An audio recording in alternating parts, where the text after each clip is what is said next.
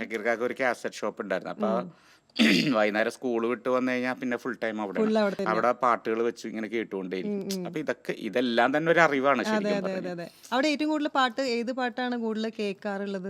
എല്ലാ എല്ലാ എല്ലാ ടൈപ്പ് ഓഫ് ടൈപ്പ് ഓഫ് നമ്മൾ സോങ്സ്. അന്ന് കാസറ്റിൽ ഇപ്പൊ ദാസേട്ടന്റെ തരംഗണിയുടെ കുറെ പാട്ടുകളുണ്ട്. ആ ഹാ ഹാ ഹാ.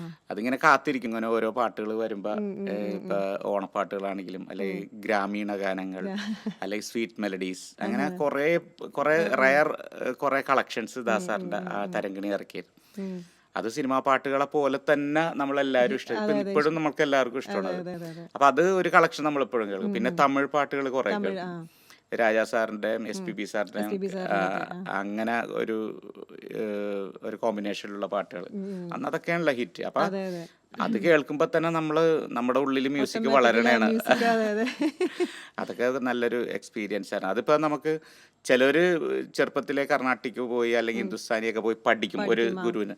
ഞങ്ങള് പഠിച്ചേക്കണത് ഇങ്ങനത്തെ വീട്ടിൽ രീതി, നിന്നിട്ടുള്ള ഇങ്ങനെ അതെ തന്നെയുള്ള ഇങ്ങനെ വീട്ടിൽ കാസറ്റ് ഷോപ്പിൽ പാട്ടുകൾ കേൾക്കുകയും പിന്നെ പുറത്ത് റെക്കോർഡിങ്സ് വലുതായി കഴിഞ്ഞപ്പോൾ റെക്കോർഡിങ്സിനൊക്കെ പോകുമ്പോൾ ഇപ്പൊ പല മ്യൂസിക് ഡയറക്ടേഴ്സ് ഈ പറഞ്ഞ ജയമാഷ് പിന്നെ മറ്റേ ജർസൻ ചേട്ടൻ എല്ലാവരും പല ഡിഫറെന്റ് കാറ്റഗറി ഓഫ് മ്യൂസിഷ്യൻസ് ആണ്. മ്യൂസിഷ്യൻസ് ആണ്. ചിലർ കർണാട്ടിക്കിൽ ഭയങ്കര ബേസിക്, ചിലർ ലൈറ്റ് മ്യൂസിക്കിൽ, ലൈറ്റ് ചിലർ മ്യൂസിക്കിലായിരിക്കും.